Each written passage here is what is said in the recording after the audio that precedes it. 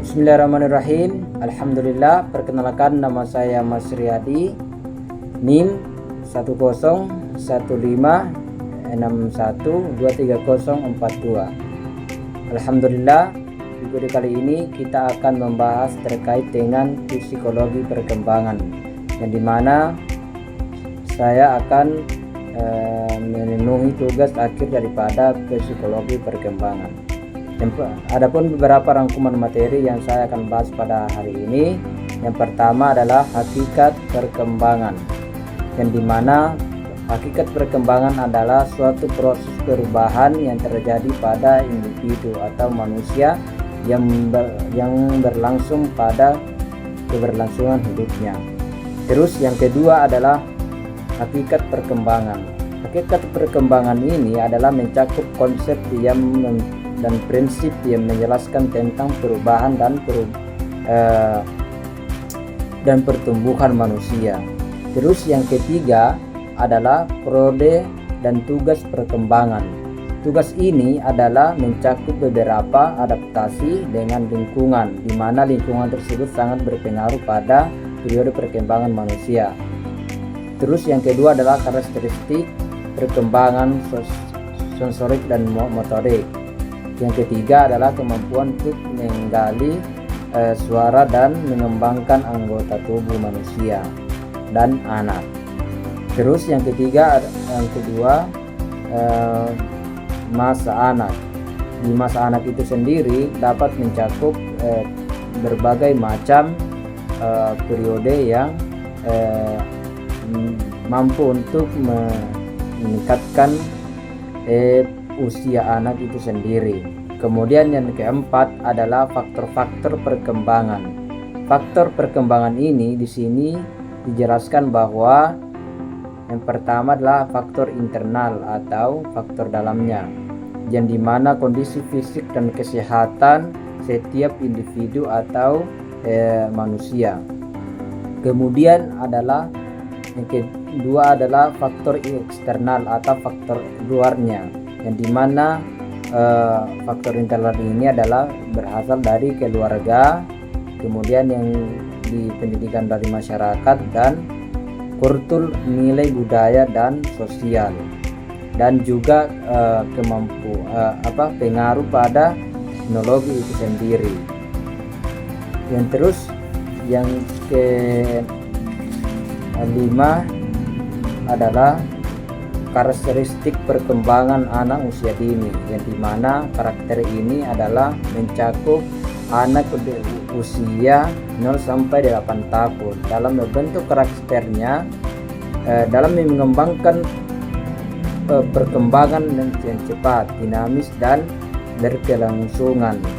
Orang tua di sini sangat berperan penting dalam membina dan membangun karakter anak di lingkungan tersebut, baik itu eksternal maupun internal.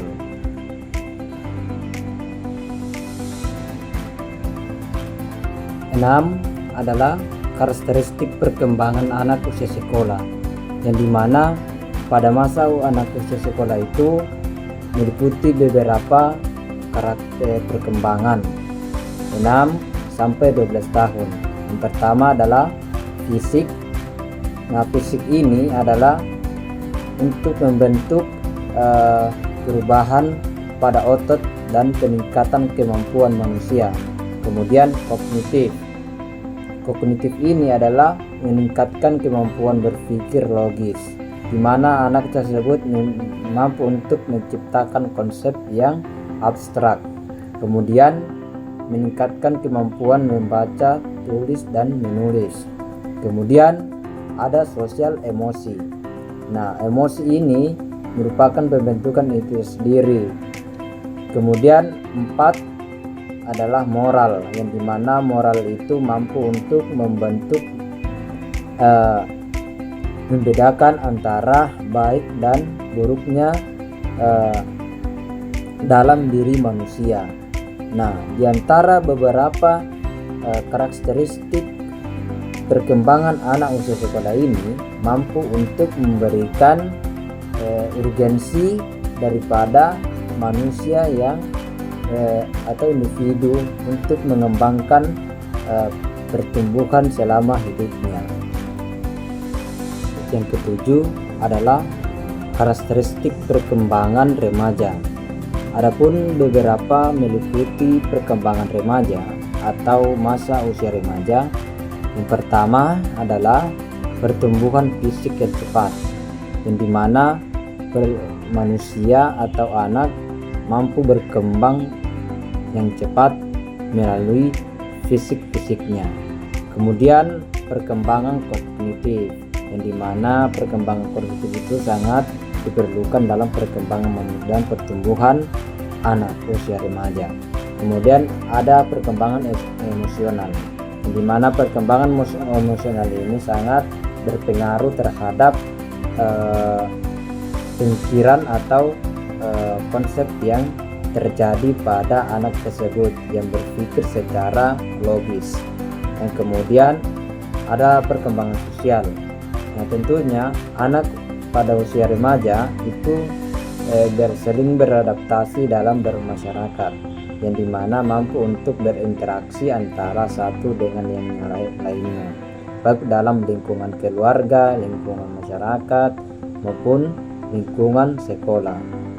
Kemudian ada perkembangan dan keterampilan psikomotorik, yang dimana perkembangan ini adalah mencakup beberapa hal atau konsep yang mampu untuk dikembangkan oleh anak usia remaja, seperti bakat atau prestasi yang mampu untuk membangun pertumbuhan dan perkembangan anak usia remaja. Yang kedelapan, karakteristik perkembangan masa dewasa. Nah, perkembangan masa dewasa adalah perkembangan yang dimana meliputi beberapa tahapan. Tahapan pertama adalah dewasa muda, 18 sampai 30 tahun. Ini mencakup beberapa identitas dan independensi. Kemudian yang kedua adalah dewasa awal, 31 sampai 45, di mana membangun karir dan keluarga. Terus yang ketiga adalah dewasa tengah, 46 sampai 60 tahun, yang dimana membangun karir dan kesadaran diri dan tujuan hidup manusia atau individu. Kemudian yang keempat adalah masa dewasa akhir, yang dimana 61 sampai 64 tahun, yang dimana mempersiapkan pensiun dan refleksi hidup, yang dimana perkembangan masa dewasa atau disebut dengan usia lanjut adalah mampu untuk kesadaran dalam memahami perkembangan yang ada seiring perkembangannya zaman. Nah, di dalam karakter ini mampu untuk memberikan pencerahan dalam usia-usia yang mampu untuk diaposisikan dalam kehidupan sehari-hari. 9. Faktor dan perbedaan individu dan orang dewasa, yang dimana perbedaan individu orang dewasa dipengaruhi oleh berbagai faktor seperti lingkungan, keturunan, pendidikan, dan usia. Nah, perbedaan individu dan usia ini itu beberapa perkembangan seperti kognitif, kecakapan bahasa, dan kecakapan usia motorik. Nah, perkembangan orang dewasa sendiri ditandai dengan perubahan fisik, kognitif, dan sosial. Karena perkembangan ini tuh terjadi beberapa tahap. pertama awal, pertengahan, dan akhir. Nah, oleh karena itu perkembangan itu sendiri mencakup pertama keturunan, lingkungan, pendidikan, usia. Nah, keturunan ini adalah faktornya adalah genetik atau keturunan bawahan dari lahir. Kemudian faktor lingkungan, yaitu tempat tinggal kita.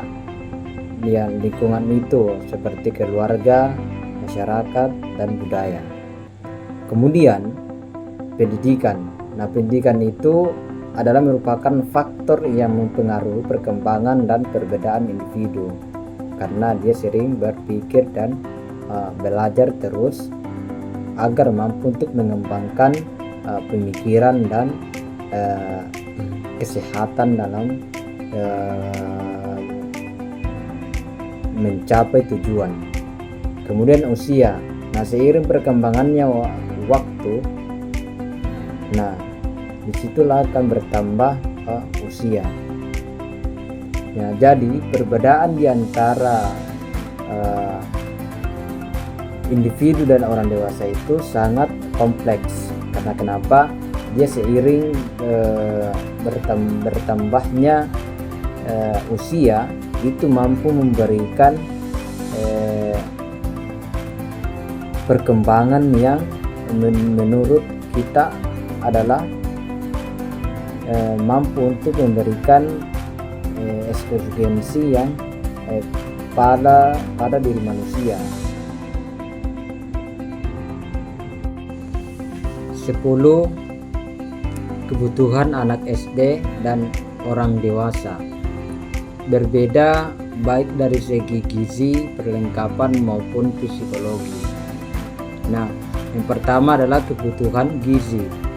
Anak SD membutuhkan makanan bergizi yang terdiri dari karbohidrat, protein, lemak, sayur, dan buah-buahan. Kedua adalah kebutuhan perlengkapan. Anak SD membutuhkan perlengkapan yang memadai di sekolah seperti tas, buku, alat tulis, dan beragam seperti lunch box dan botol minum. Karena kenapa dibutuhkan sekali dalam perlengkapan anak itu sendiri. Kemudian yang kedua adalah kebutuhan psikologis. Anak SD itu membutuhkan rasa aman, kasih sayang, dan perhatian. Karena biasanya anak SD itu perlu dikasihani atau diberikan bentuk kasih sayang terhadap misalnya guru dan teman sebaya. Itu membutuhkan akses yang cukup berkualitas dalam perkembangan anak. Nah, itulah yang dibutuhkan oleh anak-anak tersebut. Ke-11 adalah implikasi karakteristik peserta didik terhadap penyelenggaraan pendidikan.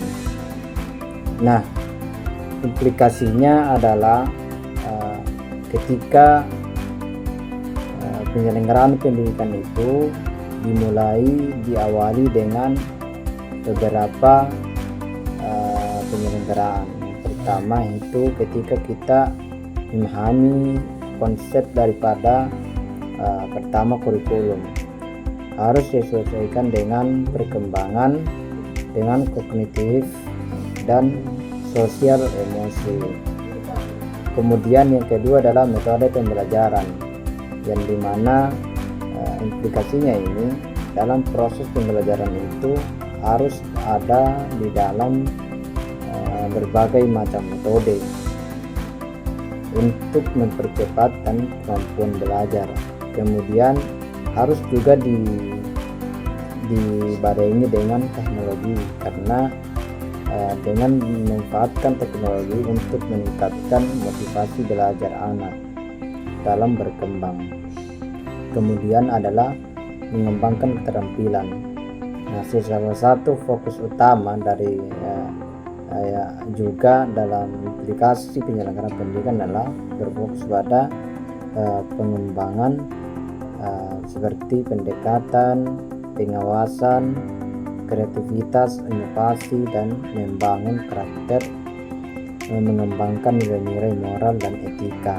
Nah, itulah yang harus ditanamkan dalam penyelenggaraan pendidikan. Kita harus tahu tujuan daripada penyelenggaraan pendidikan itu sendiri, karena jangan sampai ketika kita dalam mengimplementasikan nilai-nilai pengajaran dalam penyelenggaraan pendidikan. 12 adalah hakikat psikologi perkembangan. Nah, dalam hakikat psikologi perkembangan mempelajari tentang perubahan perilaku, emosi, dan kognitif manusia sepanjang hidup.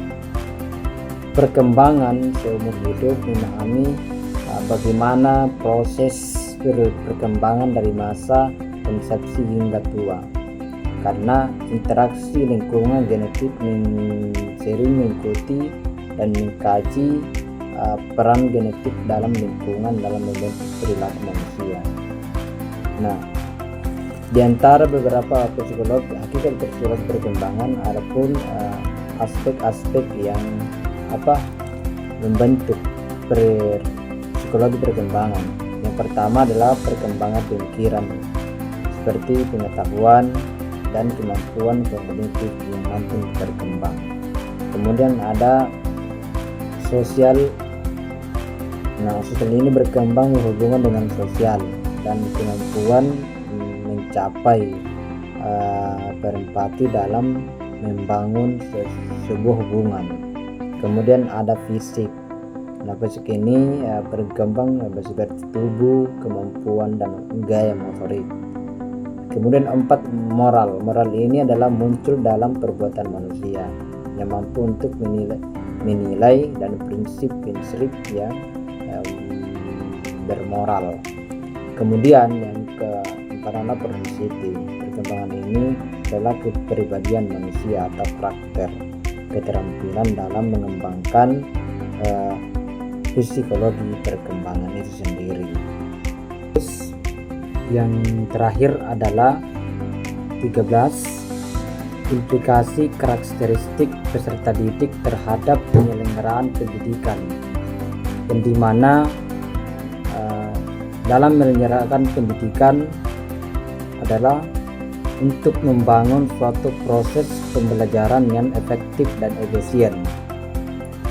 Untuk itu, penyelenggaraan pendidikan itu sangat berperan penting untuk membangun karakter manusia dalam menghadapi perkembangan zaman. Nah, implikasinya ini tentu memberikan peluang terhadap peserta didik untuk mampu bersaing dalam berakreditabilitas dalam membangun sebuah hubungan antara dengan satu dengan yang lainnya. Dengan adanya penyelenggaraan pendidikan sangat perlu dalam pembentukan untuk mengetahui sejauh mana anak tersebut dalam mengembangkan peserta didik yang mampu untuk dibimbing.